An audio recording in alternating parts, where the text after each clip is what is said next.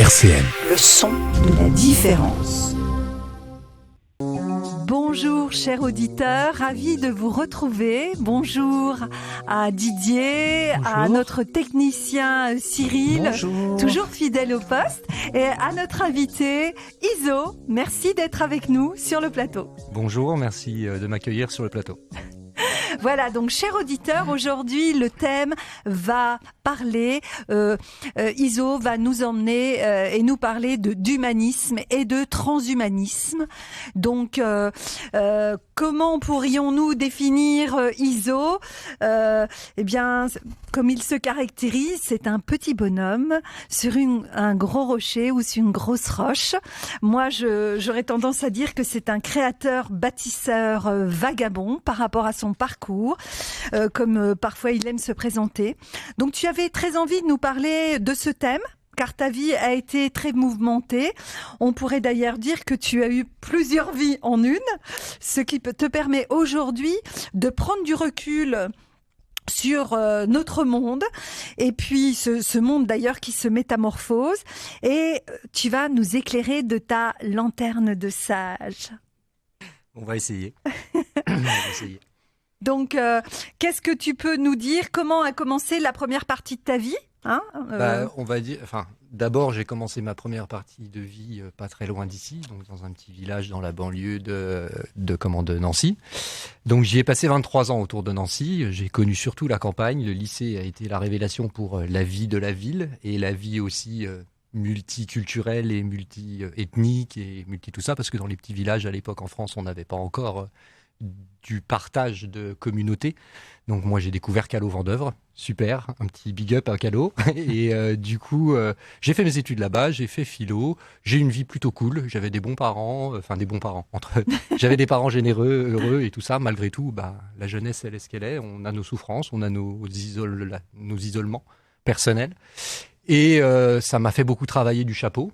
J'ai toujours été quelqu'un qui réfléchissait beaucoup, se posait beaucoup de questions. Et puis, des drames familiaux ont fait que, à mes 22 ans, j'ai, sur un coup de poker, décidé de partir et de lâcher tout. J'avais respecté mes engagements, on va dire, envers ma famille, mes parents. J'ai décidé d'être égoïste et j'ai tout lâché. Je suis parti avec mon sac à dos et je suis parti vivre au Canada, où j'ai eu ma deuxième naissance, on va dire, au bord du Saint-Laurent, avec des grandes baleines qui venaient me voir, et c'était super cool. Et du coup, cette deuxième naissance a abouti à quelque chose que j'ai trouvé, c'est la liberté. Et la liberté que j'ai trouvée sur cette plage a été une liberté entière, pleine et exclusive. C'est-à-dire qu'elle m'a fait dire, je ne sais pas ce que je veux être, mais je veux me battre toute ma vie pour arriver à ressentir ce que je ressens maintenant, c'est cette liberté intense et faire mes propres choix et décider pour moi. Et ça s'est fait au milieu de la nature. Et c'est pas pour rien, parce que tout d'un coup, cette nature m'a parlé, cette nature s'est ouverte à moi. Le Canada, c'est des millions de kilomètres carrés de nature et très peu de gens. Et c'est des endroits très privilégiés. Et j'ai, on va dire, commencé un voyage initiatique. Donc, comme ont pu en raconter plein d'auteurs, Paulo Coelho et d'autres. Sûr. Et j'ai décidé de m'offrir à ce voyage initiatique sans aucune retenue. Et ça a donné cette deuxième partie de vie où j'ai fait des choses vraiment un peu débiles pour un jeune de 23 ans. On pourrait penser, ou qui ont beaucoup inquiété mes parents, qui étaient encore à Nancy. Et j'ai vraiment découvert ce qu'on peut appeler la spiritualité, ou peut-être un monde qui se révèle à nous quand on y fait attention et quand on décide d'écouter son cœur. D'accord. Donc, en fait, tu as suivi ton inspiration, ton instinct, tu t'es laissé guider, peu importe le qu'en dira-t-on, en fait. Oui. Tu t'es déconnecté de la norme pour pouvoir suivre ton chemin. Voilà. Oui, mais alors, le choix du Canada, c'était prévu, C'était un coup de poker, c'était une divagation matinale entre étudiants qui ont trouvé un chantier jeunesse à faire au Québec, et la copine a proposé. On a dit ouais, chiche. Et en fait, elle nous a inscrits. Et finalement, on est parti. Donc, on savait même pas où on allait. On est arrivé de nuit donc à Tadoussac, qui est un lieu très particulier que beaucoup de voyageurs connaissent au Québec. Et on est arrivé là en pleine nuit. On savait même pas où on arrivait, ce qu'on allait faire, ni rien du tout. Et c'est là que tout a changé. Et ça a abouti donc à 1 an et demi où j'ai vraiment éclusé tout ce que j'avais à faire de ce que je voulais faire. Et au bout d'1 an et demi, je me suis trouvé face à l'évidence, c'était de rentrer en France, parce que, et d'une, j'étais au bout de mes ressources. J'étais en plein hiver canadien, donc faut savoir, pour ceux qui partent au Canada, bossez l'été, mettez de l'argent de côté, parce que l'hiver, si vous n'avez pas d'argent, vous rentrez en France. C'est ce que j'ai fait. Et j'ai décidé de faire mes papiers d'immigration au Canada pour pouvoir repartir après. Et cette pause a été le début un peu, enfin ça a été toujours cette deuxième vie, mais ça a été un peu, voilà, j'ai fait une pause et je me suis dit, regarde le souci de tes parents, regarde l'affection, regarde la maladie qu'a ta maman, parce que ma mère était malade à l'époque, et comment vas-tu économiser ta mère le plus longtemps possible. Et là j'ai dit, wow, non, je ne peux pas foncièrement continuer à être débile, dans mon sens parfaitement logique, mais débile pour les autres, et laisser les chiens lâchés et les loups lâchés, on va dire, et continuer sur le chemin comme je l'ai fait. Donc j'ai décidé de retourner au Canada, mais de façon raisonnable, même si je suis parti dans le Grand Nord canadien, donc du côté de l'Alaska, ce qu'on appelle les territoires du Nord-Ouest.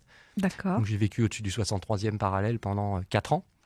Mhm. Et donc j'ai continué cette aventure spirituelle, mais avec une retenue qui pouvait permettre à mes parents de me savoir en sécurité, parce que ça arrivait des fois qu'ils n'aient pas de nouvelles pendant 3 mois.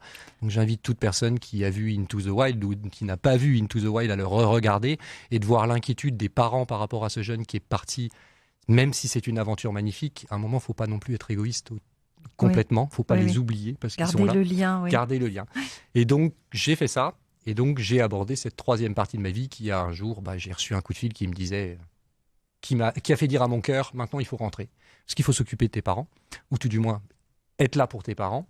Et j'ai commencé la 3e partie de ma vie, qui était une vie tout à fait normale, on va dire, par rapport à la norme. C'est-à-dire que je suis rentré à Nancy. Je me suis retrouvé, alors que j'étais dans un endroit où il y avait 1 550 000 km² pour 40 000 habitants. Je me suis retrouvé dans 550 000 km² où il y a 68 millions d'habitants. Donc je me suis retrouvé à Nancy, centre-ville. Je n'ai jamais vécu en ville de ma vie, chez mes parents pendant 6 mois. Et puis j'ai repris ma vie. Et puis ma vie m'a donné un travail. Ma vie m'a fait rencontrer une petite amie qui est devenue une compagne, qui est devenue ma femme. Nous avons bougé à Saint-Dié pour faire notre vie. Et puis j'ai pu accomplir grâce à elle et grâce à ce que l'on était. Et puis par rapport à ce que j'ai mis en action, par rapport à ce que j'estimais moi être juste pour moi, j'ai pu valider des connaissances et des acquis manuels ou intellectuels qui me permettaient de continuer à progresser vers le chemin que j'avais toujours en tête. Donc si je te suis bien, dans cette partie où tu es parti au Canada et où, au point de vue extérieur pour les néophytes, tu avais plutôt un chemin qui n'était pas atypique et qui pouvait paraître débile pour les autres, mais qui avait du sens pour toi. Quand tu es revenu en fait et que tu as commencé à avoir une vie dite normale, tu avais quand même en toi acquis quelque chose, un bagage particulier par rapport à ce cheminement. Tu n'étais déjà plus le même et ce cheminement, tu l'as gardé tout en suivant une trajectoire. On va dire que j'ai c'était un peu comme si c'était en parallèle, quoi. Tu avais mis ça un peu de côté. Et puis... Si tu veux, tu vois, des fois, on va prendre un exemple très simple. En Formule 1, des fois, le pilote passe au stand pour changer les pneus. Oui. Moi, j'ai décidé de passer au stand parce que j'avais besoin d'améliorer ma voiture, j'avais besoin de changer les pneus, j'avais besoin de mettre de l'essence. Mais j'étais toujours en parallèle de la piste, si tu veux. Et moi, j'ai vu, quand je parle d'avoir vu les baleines et tout ça, j'ai vu sur cette plage, un soir, j'ai vu un fil rouge qui m'emmenait de mon passé jusqu'à mon futur. Et j'ai vécu des choses qui m'ont fait dire, je veux que mon futur fasse partie, je souhaite que ce futur soit là, soit ça. Donc j'ai toujours continué à le construire, et comme je suis partisan de faire les choses soi-même, comme ça elles sont bien faites, et en même temps d'avoir la possibilité de pouvoir tout faire soi-même, c'est quelque chose d'intéressant. Donc je me suis donné toutes les habiletés nécessaires à la réalisation de mon projet. Et puis j'avais demandé en parallèle, quand je suis rentré en France, j'ai demandé une pause aux forces qui m'avaient poussé à devenir qui j'étais. Et elles me l'ont octroyé, mais on avait passé un petit pacte. Moi, c'était surtout un pacte avec moi-même, mais j'ai vu que c'était pas qu'avec moi-même. J'avais dit, écoutez, le jour où ma mère partira, je me donnerai pleinement à ce que je dois être et ce que je veux être. Et il y a eu une 4e vie qui a commencé. C'est qu'un jour, pareil, un coup de poker, Irma ravage les Caraïbes, dont Saint-Martin, donc big up à Saint-Martin aussi. Et j'avais des chantiers en charpente et là, je suis sur ma terrasse le soir, ma femme n'est pas là, je me dis, mais tiens, j'ai un pote en Guadeloupe, si je lui demandais s'il n'avait pas des entreprises pour aider à les reconstruire là-bas. Oui, il faut dire en fait que tu as comme métier, je suis charpentier. Ouais. Donc voilà, tu avais pu absolument, tu pouvais répondre à cet appel. Voilà, je pouvais répondre à cet appel. Et donc, je suis parti parce que ça s'est fait.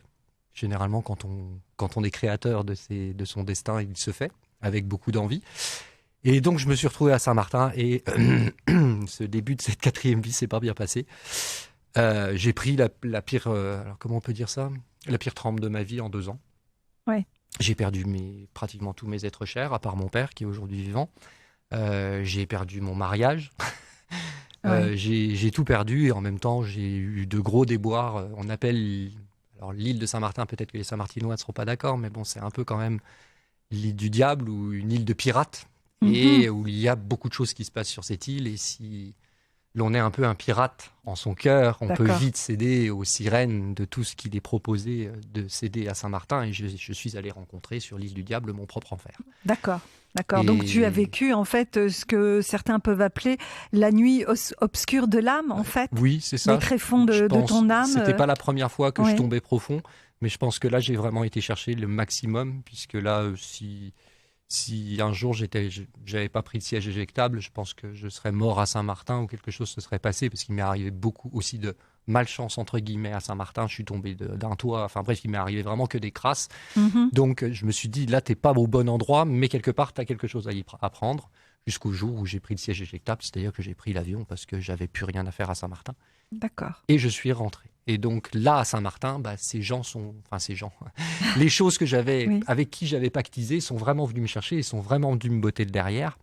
Et 3 à 4 mois avant même que ma mère parte. Donc ça a été aussi un signal pour moi pour me dire que ma mère allait partir. D'accord. Excuse-moi si je t'interromps. Tu parles souvent de force, savoir pactiser. Qu'est-ce que tu entends là derrière force ? Est-ce que tes forces, c'est l'univers, quelque chose que tu ne peux nommer, mais qui est dans la nature ? Et quand tu parles de pactiser, c'est vraiment au niveau de toi, de tes objectifs, où tu t'en remets à l'univers. C'est quoi que tu... Parce que pactiser, moi j'entends le pacte avec le diable. Ouais. Donc, alors que je ne pense pas que ça soit ça. Il y a peut-être des appels. Voilà. Des appels. Ah non, il serait pas là. Hein. Non, c'est ça. Mais non, c'est vraiment oui. Enfin, ça peut être les forces de l'unité. En fait, on peut tous les appeler comme on veut. Mais je pense que le jour où on réalise vraiment, où on a cette possibilité. Moi, j'ai eu cette possibilité, si tu veux, de me retrouver tout seul sur une plage et de me dire qu'est-ce que je fous dans ce monde. Ça faisait longtemps que je me posais cette question, mais j'étais tout seul pour y répondre et j'avais la totale liberté de pouvoir y répondre. Et en plus, j'avais cet élan de vouloir y répondre et d'avoir les possibilités de faire ce que je voulais. Ouais. Or, j'étais quand même, je sais pas comment on peut dire, mais j'ai vu suffisamment de choses avant dans ma vie et je me suis posé suffisamment de questions et j'ai essayé d'y répondre de suffisamment de façons différentes que je savais déjà ce qui m'intéressait. Aller jouer les trappeurs par moins 40 avec des raquettes et peut-être personne ou juste mes 2 chiens et un petit traîneau. Oui, c'est cool, quoi. C'était mon truc, ça me faisait vibrer. Moi, j'étais le seul zinzin des territoires du Nord-Ouest qui pouvait faire de la motoneige par moins 60. Même mes potes ne sortaient pas faire de la motoneige. Le goût de l'extrême ou le goût de te mettre au défi ? Le goût de découvrir de quoi j'étais fait. D'accord. Dans toutes les dimensions. C'est-à-dire la dimension psychologique, la dimension physique, la dimension d'isolement. Alors, psychologique, psychique et en même temps physique, puis voir où ça mène. La première fois que je suis parti en autostop au Canada, on était 2, j'avais un pote qui avait 17 ans, moi j'avais 22 ans, on était au Traversier à Tadoussac et on allait à Vancouver. Il y avait 6000 bornes. J'avais fait 2 fois du pouce de Lude à Méréville, tu vois, Lude, Méréville, 3,5 km. Donc, moi je veux dire, et on est parti, on a mis 19 jours et c'est fou. Alors il y a des gens qui vont peut-être tiquer en disant ça, mais on était guidés. C'est-à-dire qu'on a écrit des choses dans nos carnets de bord qui allaient se passer le lendemain, elles sont arrivées. Je veux dire, je peux en raconter des kilomètres de choses comme ça. Alors après, c'est des choses que l'on raconte. Oui. Ce ne sont pas des actes. Et on peut toujours raconter ce qu'on veut. Mais aujourd'hui, c'est ça que je veux dire. Et à un moment, il y a les forces. Quand tu es dedans et que tu as tout ce mouvement qui est en branle, tu sais les choses. Tu comprends les choses, tu les vois, tu vois des signes. Alors certains parlent de signes. Oui. On voit des preuves, des synchronicités, des choses comme ça. Et à un moment, j'ai dû dire, bah écoutez, non, j'ai dû me dire fais une pause, et en me disant fais une pause, j'ai dû aussi leur dire bah écoutez non, je peux plus pour l'instant. Et nous voilà de retour sur Viser la Lune en compagnie d'Iso. Donc tu terminais donc justement, tu nous expliquais que justement marcher de midi à minuit dans des conditions extrêmes, moins 40, et que tout ça, ça favorise une hypervigilance parce que tu peux risquer ta vie justement, et c'est parce que c'était cet état extrême par rapport à ton environnement qui a fait que tu as pu percevoir des choses et te guider dans une nature qui t'a entouré, qui était quand même là pour te tracer un chemin.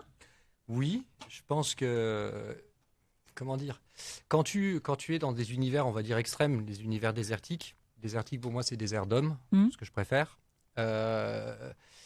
tu es mis en condition d'être en conscience totale. C'est-à-dire que quand tu te déplaces à moins 40, que tu sois à 10 km de ta cabane, que tu sois à 20 km de ta cabane, et plus tu vas aller loin de ta cabane, dans 1 mètre de poudreuse, tu dois tout calculer.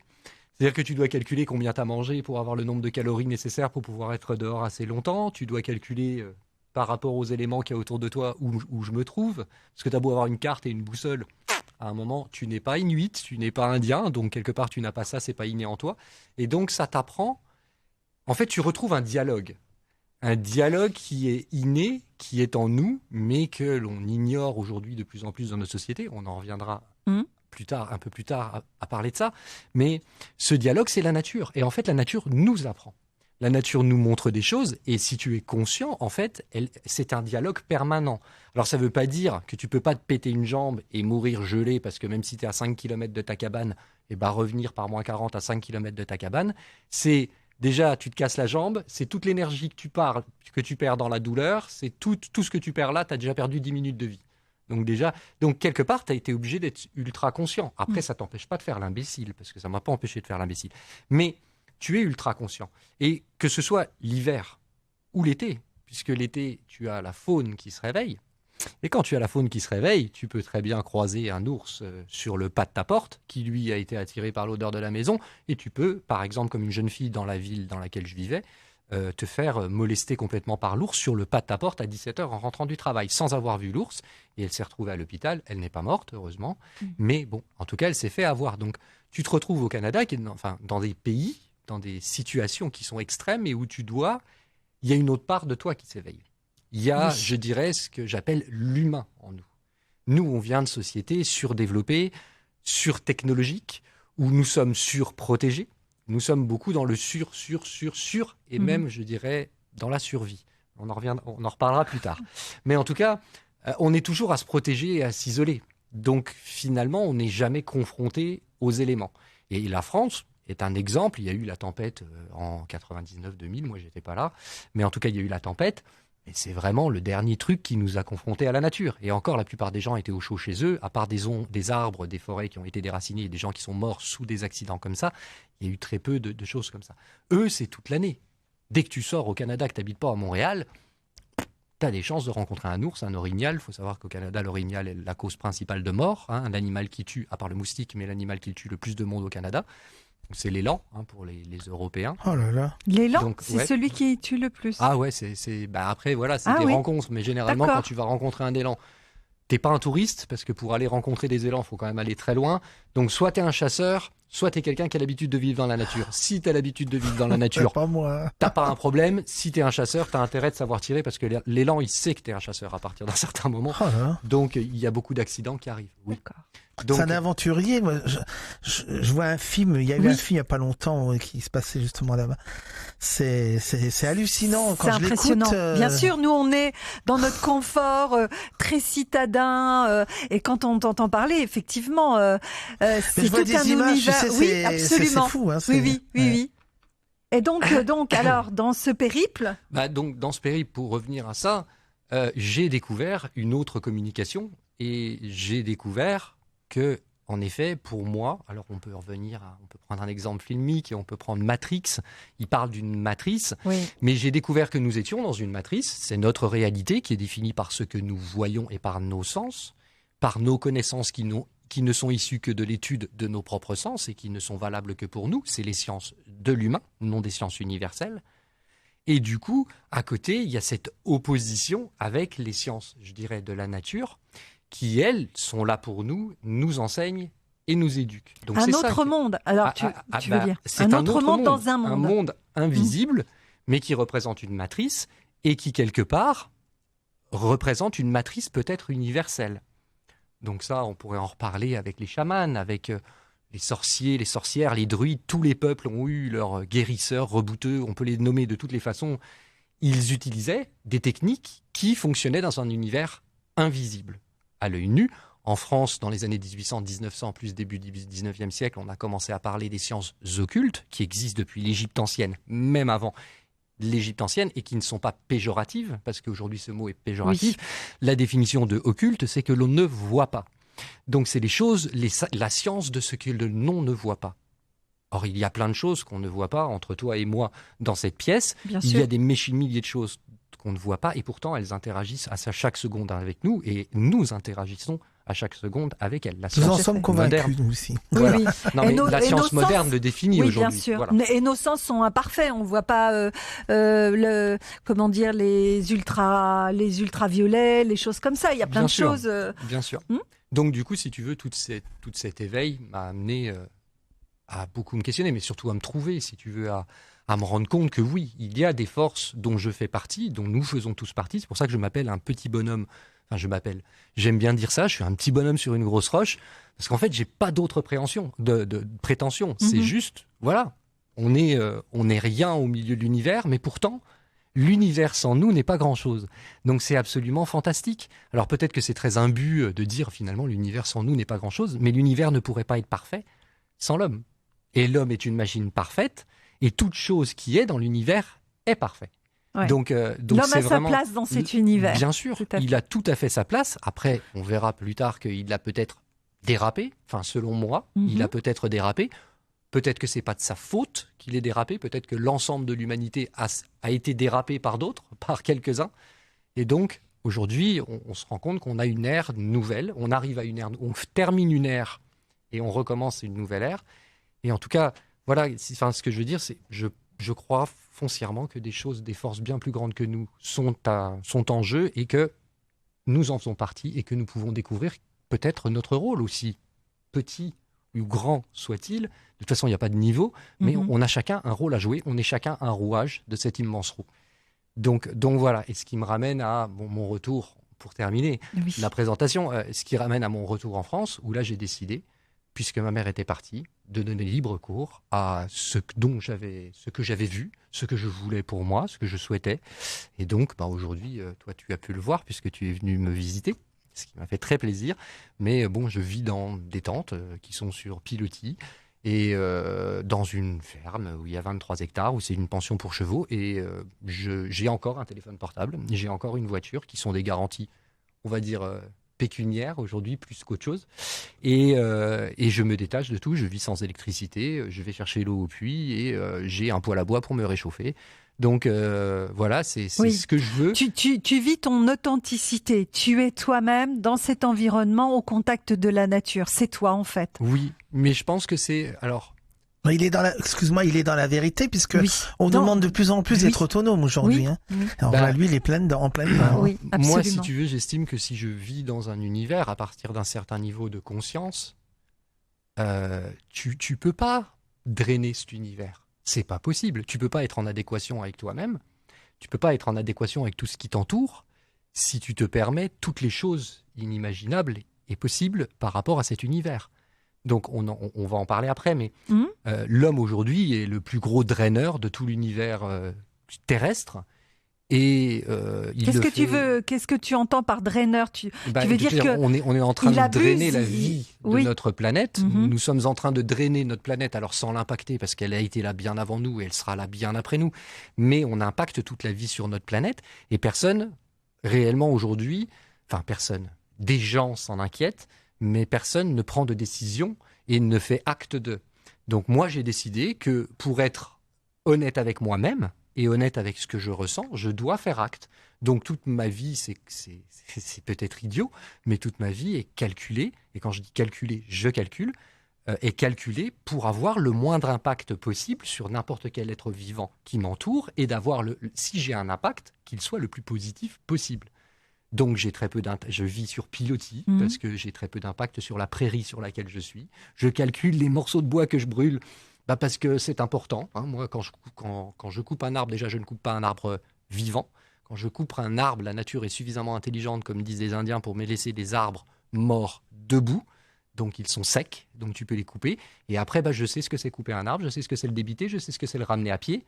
Je n'ai pas de voiture pour ramener un arbre. Et donc, à un moment, quand je brûle un morceau de bois, je sais quelle quantité d'énergie déjà j'ai mis, mais je sais aussi quelle quantité, d'énergie il a mis pour me servir. La valeur des choses. Voilà. Et donc, alors je ne calcule pas tout comme ça. Comme j'ai dit, tu vois, je suis encore titulaire d'un portable.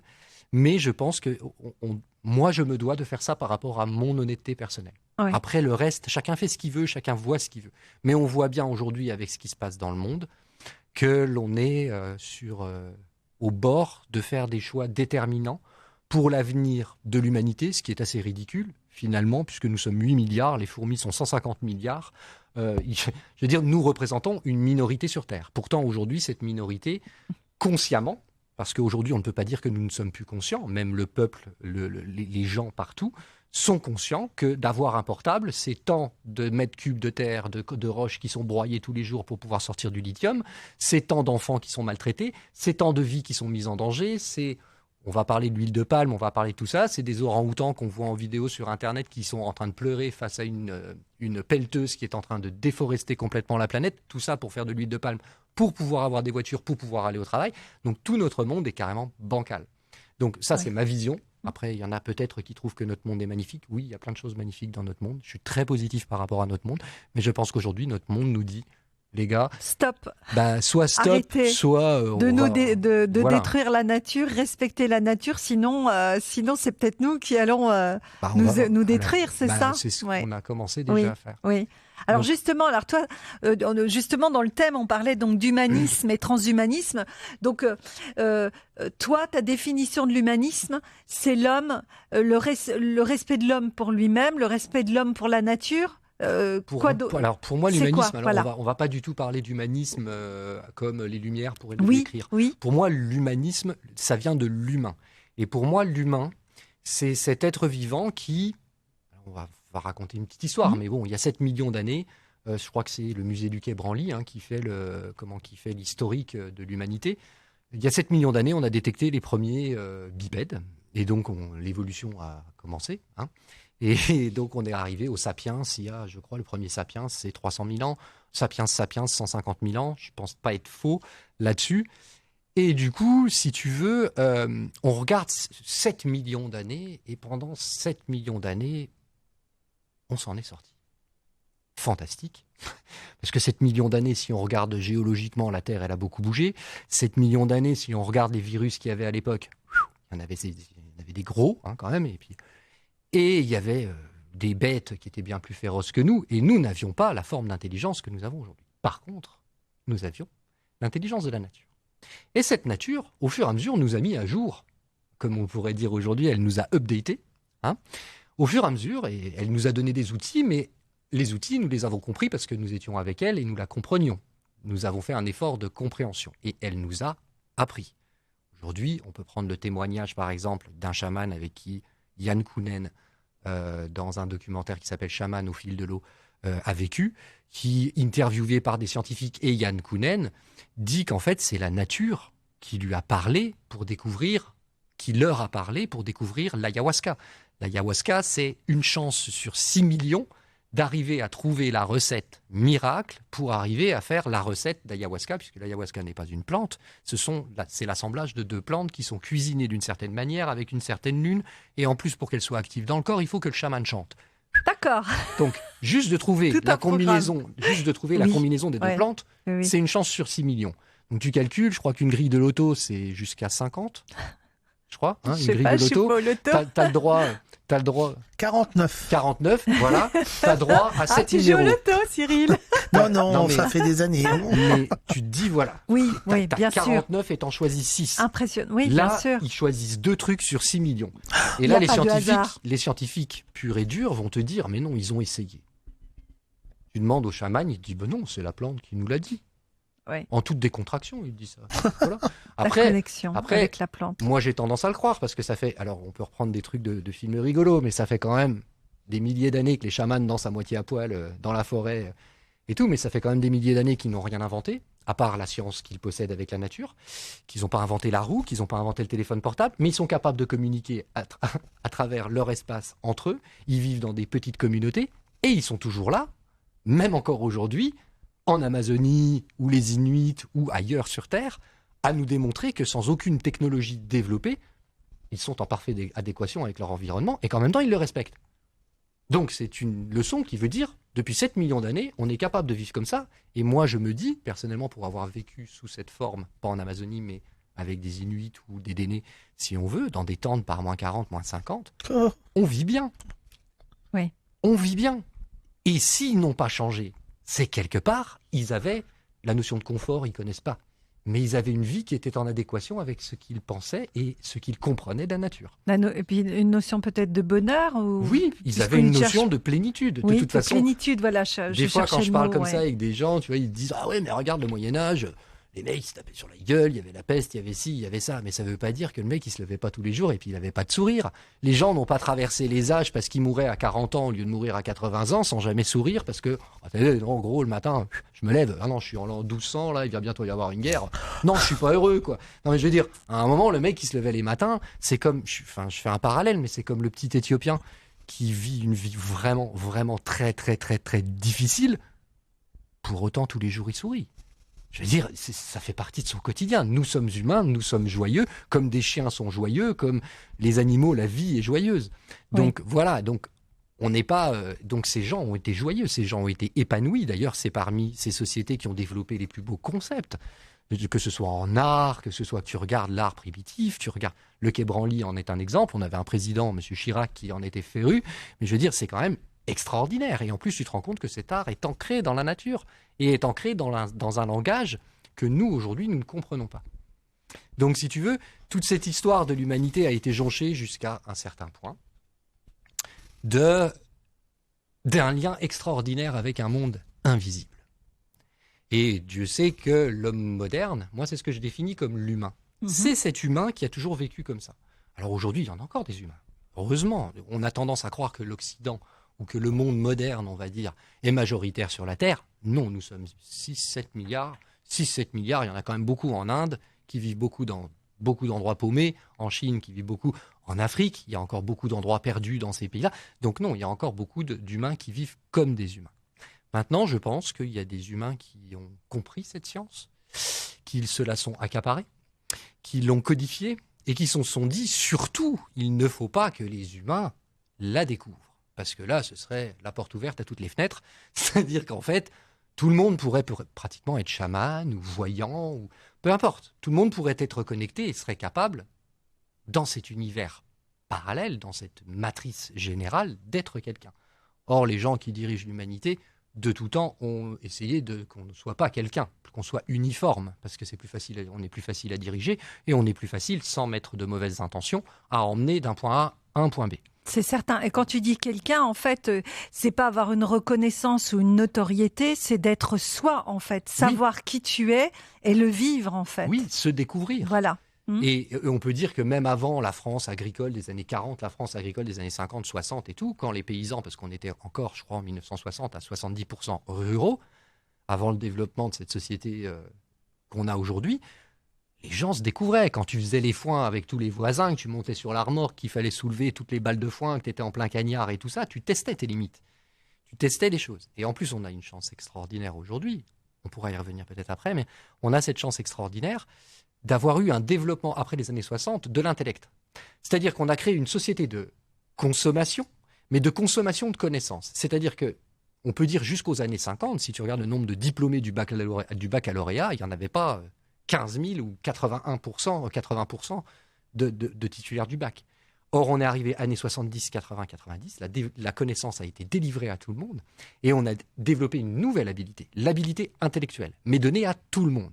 C'est-à-dire que tout le monde peut aujourd'hui réfléchir par lui-même et peut peser des choses et aller chercher de la connaissance et se faire grandir lui-même.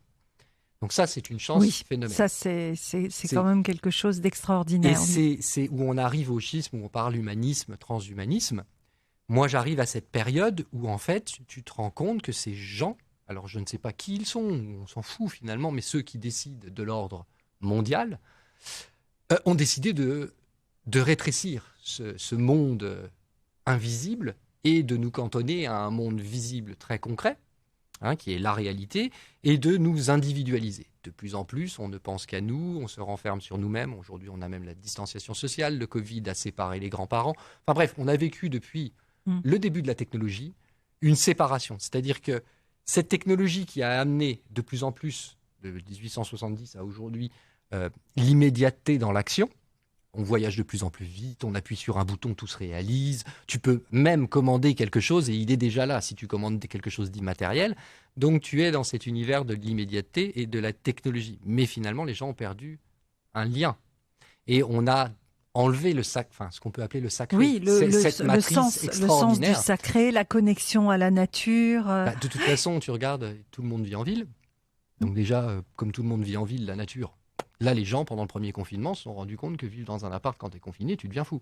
Mais même sortir dans une rue de ville, c'est pas cool non plus. C'est pour ça qu'aujourd'hui, il y a plein de gens qui essayent de revenir à la campagne, d'acheter des pavillons, des choses comme ça, parce qu'ils se sont rendus compte qu'ils ont perdu quelque chose. Et depuis... Une qualité de vie. Une qualité de vie. Et depuis que la technologie nous assiste et de plus en plus nous remplace et nous complaît dans un certain rôle qui est juste le rôle d'un presseur de boutons, oui, puis nous rend dépendants. Nous rend dépendants. Nous ne nous connaissons plus parce que nous ne nous challengeons plus. Alors, il y a l'export extrême. Il y a plein de choses aujourd'hui qui sont mises à notre disposition pour nous challenger, mais en fait, on ne se découvre pas réellement. Ça n'a rien à voir avec l'apport de se découvrir dans la nature ou dans des confrontations beaucoup plus, je dirais, universelles. Voilà, en grand large. Et donc, du coup, si tu veux... En fait, on se rend compte que toute cette séparation a créé un mal-être. Il y a un chaman qui l'a très bien décrit. Un jour, on lui demande, c'est France 2, un reportage de France 2, où le journaliste lui demande à la fin, mais qu'est-ce que vous pensez de l'homme blanc ? Et il dit, l'homme blanc va à sa perte. Le gars n'est jamais sorti de la forêt amazonienne. C'est formidable. Il dit, d'accord, et comment il va à sa perte ? Parce qu'il est malade. Et il dit, il est malade là, il est malade dans sa tête. Et je rappelle quand même que la France, depuis les années 70, est le premier consommateur d'antidépresseurs et le premier consommateur dans les années 80, un des 2 premiers consommateurs d'alcool au monde. On est aussi parmi les premiers consommateurs de cannabis au monde. Donc je veux dire, on n'est pas un pays, généralement, quand tu consommes tous ces trucs, tu vas pas génialement bien. Oui, donc on cherche un complément, il y a un truc. Oui, on est un très bon exemple. Il suffira d'un signe et comme tu le disais Iso, parce que c'est fort intéressant, on en parlait encore pendant la pause musicale, effectivement des signes, la nature nous en a donné pendant des millions d'années, l'homme était proche de la nature, écoutait ces signes, on était d'ailleurs, tu as l'expression mise à jour par la nature et tu nous expliquais que ce tout technologique devient en fait un danger pour l'homme. Et voilà. Si on essaye de se mettre d'un point de vue extérieur par rapport à l'évolution de l'homme, si tu veux, il y a que depuis, je veux dire aujourd'hui on est 7 milliards, mais il y a que depuis 100 ans ou 200 ans qu'on est beaucoup plus. C'est-à-dire qu'avant on était encore disséminés sur le globe, on connaissait le globe parce qu'il y avait eu les explorations et tout ce qui va avec, mais je veux dire aujourd'hui on est de plus en plus agglutinés. Et de toute façon, à chaque fois qu'il y a eu des problèmes, que ce soit chez les animaux ou chez l'homme, que chez le mammifère ou quoi que ce soit, c'est de l'agglutinement. Et aujourd'hui, tu te rends compte, moi j'ai vécu dans un endroit où c'est 3 fois la taille de la France. Exactement 3 fois la taille de la France, il y a 40 000 habitants. La France, c'est 68 millions d'habitants. Je comprends que les gens n'aillent pas bien. Déjà, à la base, tu ne peux pas, je ne pense pas, si tous les peuples qui se sont bien portés sont des peuples qui ont vécu par petits groupes disséminés sur des grands espaces, c'est la démonstration pour moi est faite. Et de toute façon, à chaque fois qu'on a agglutiné les hommes, il y a eu des épidémies, il y a eu de la saleté, il y a eu du laisser-aller, et donc une mauvaise organisation peut-être, ou un apprentissage d'organisation qui n'était pas optimum, donc on peut s'améliorer, et on s'améliorera. Mais je veux dire, à chaque fois qu'il y a eu des humains agglutinés, ça aboutit à des non-sens ou à des problèmes majeurs. Donc aujourd'hui, on est comme on est sur notre planète, mais tu te rends compte quand même que dans des pays comme le nôtre, les gens ne vont pas bien. Alors, on parle même pas de la crise qui nous tient depuis 2 ans, parce que là, c'est un bordel infâme. Mais ça, c'est sûr. Mais je veux dire, rien qu'en regardant objectivement ce monde-là, on a eu un monde pendant 7 millions d'années. Alors, on va partir de l'Homo sapiens, allez, 150 000 ans. On a eu un monde qui a tourné nickel. Nous, on était parfaits dedans, même si on a eu des hauts, des bas, des guerres, des machins. On n'a pas influé sur ce monde-là. Et du jour où la technologie est arrivée, où on s'est dit, nous avons écrit l'encyclopédie universelle, c'est-à-dire que nous avons raison dans l'univers, on a commencé à totalement déconner, quoi. Alors après, c'est nos dirigeants, c'est pas nous. Nous, en tant qu'humains, on fait ce qu'on nous dit de faire. Oui, mais en même temps, c'est vrai qu'on pourrait avoir aussi une prise de conscience. On est quand même mené. Enfin, les dirigeants ne sont pas seuls. Hein. Si ça fonctionne, c'est qu'on les suit. On est bien d'accord. Exactement. Et c'est vrai que peut-être que là, nous sommes arrivés à un temps où il faut nous éveiller, prendre conscience et puis peut-être devenir, c'est ce que je disais dans d'autres émissions, devenir adulte et puis prendre nos responsabilités. Je pense que on arrive aujourd'hui à un schisme, que de toute façon, que le Covid arrive ou que le Covid n'arrive pas et tout ça, on arrive à un point de non-retour. C'est-à-dire que soit on est suffisamment bête pour continuer d'écouter des gens qui nous ont trompés depuis des centaines d'années et pour nous mener où nous sommes aujourd'hui et pour continuer à détruire notre environnement, et ainsi soit-il, si nous sommes suffisamment bêtes, c'est ce qu'on mérite, finalement c'est notre chemin. Soit nous sommes suffisamment intelligents pour se dire, aujourd'hui on a toutes les cartes en main. Oui. C'est-à-dire qu'on sait qu'on a 7 millions d'années qui prouvent, sans aucune technologie, qui prouvent qu'on peut vivre. On a cette connaissance, on l'a la connaissance, puisqu'elle est en nous, mais il y a encore des chamans, il y a encore tout ça. Et en même temps aujourd'hui, on a l'éducation populaire. C'est-à-dire qu'on n'a jamais eu autant de cerveaux aussi bien éduqués sur Terre, pour les humains. Donc ça veut dire qu'en combinant... Tout est prêt, tout est prêt. En combinant l'intelligence moderne et l'intelligence ancienne, et cette matrice qui est tout autour de nous et qui évolue, en se connectant à elle, on est des machines extraordinaires. Et donc, on peut créer un monde extraordinaire. Mais bien sûr. Et Iso, c'est tellement fascinant ce que tu nous dis. Moi, je vais proposer à nos auditeurs de nous retrouver la prochaine fois pour pouvoir justement découvrir toutes ces possibilités, parce que ça ouvre vraiment à quelque chose. C'est-à-dire, là, on est vraiment beaucoup le disent, on est dans une période de transition. C'est une question de choix, de décision, où c'est le tout technologique et du coup l'homme se détruit. Peut-être. Ou tout du moins l'humain en lui certainement il détruit sera quelque détruit. chose. Oui, il détruira quelque chose humain. de ce qui fait son origine. Oui. De toute façon, c'est ce qu'on appelle le transhumanisme. Oui. C'est dépasser l'humain. Donc ce sera le transsapiens sapiens, peut-être, où on trouvera un autre nom. Mais de toute façon, c'est du moment que l'homme va accepter de se faire mettre à jour technologiquement pour continuer à vivre comme ça, alors qu'il a vécu 7 millions d'années sans jamais avoir aucune technologie intégrée en lui, à part peut-être une technologie que l'on ne voit pas.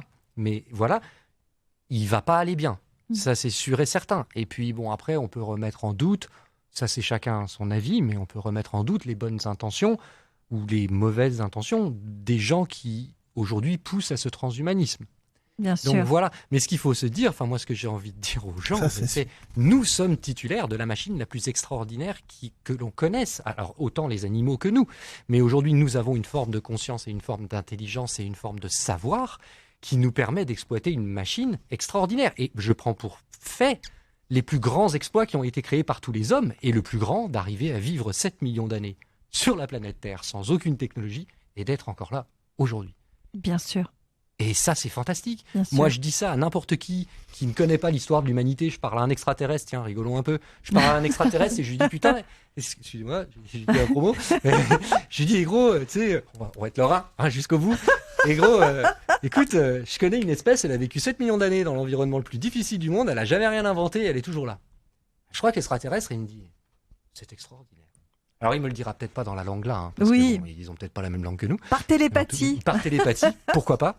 Mais tu vois, je veux dire, on est une machine magnifique. L'univers est une machine magnifique, mais de voir, même les scientifiques le disent, de la façon dont tout est ordonné dans un humain et de la façon dont ça fonctionne, nous avons des potentiels magnifiques qui sont démontrés par tous les exploits que les humains ont toujours faits et qui sont démontrés par leur existence, par notre existence et le fait qu'on est toujours là. Mettons-les à notre service, mais d'abord apprenons à comprendre qui nous sommes, apprenons à exploiter cette machine et aujourd'hui, c'est amené à la portée de chacun. Ce n'est pas à la portée d'une élite qui garde un secret. Le secret est éventé. Oui. Il est là, il est devant nous. Il est transmis. Il n'y a plus qu'à ouvrir. Voilà, il n'y a plus qu'à ouvrir et apprendre. Mais ça induit de changer complètement notre monde, de changer nos concepts, de changer notre façon de vivre. Et je pense qu'aujourd'hui, il est urgent de changer cela. Oui, changer nos habitudes. C'est très passionnant. C'est passionnant. Donc, on reste sur notre fin, mais il va revenir. Bah, bien sûr, il va revenir. C'est ce que je disais tout à l'heure. On va créer ce monde et on va voir comment on peut le créer effectivement. Tout est entre nos mains et il suffit juste de savoir ce que l'on veut. Et aujourd'hui, tu disais, on doit plus hésiter, quoi. Il faut vraiment voir vers où on veut aller. Et on a plein de signes en ce moment, plein de signes qui nous indiquent le chemin. On nous demande, je pense qu'aujourd'hui, de toute façon, même la société actuelle avec le drame que nous vivons depuis 2 ans, nous demande de nous positionner. Oui. Absolument. Veut-on le tout scientifique, tout technologique, tout décidé par une poignée d'hommes autour d'une table opaque et voulons-nous ça pour nous ou voulons-nous totalement autre chose et prenons-nous le risque peut-être de mourir? Merci. On va se dire au revoir. Merci beaucoup Iso. Merci beaucoup, Didier nous a quittés tout à l'heure. Et puis merci. De rien, Cyril. c'était très passionnant. Merci pour cet échange. Merci Cyril pour l'accueil. Merci Nora aussi. Oui, et à très bientôt Iso. Le mois prochain, pour la s'il veut. Bien sûr, bien sûr. Au revoir à tous. Au revoir les auditeurs. Au revoir. RCN, www.rcn-radio.org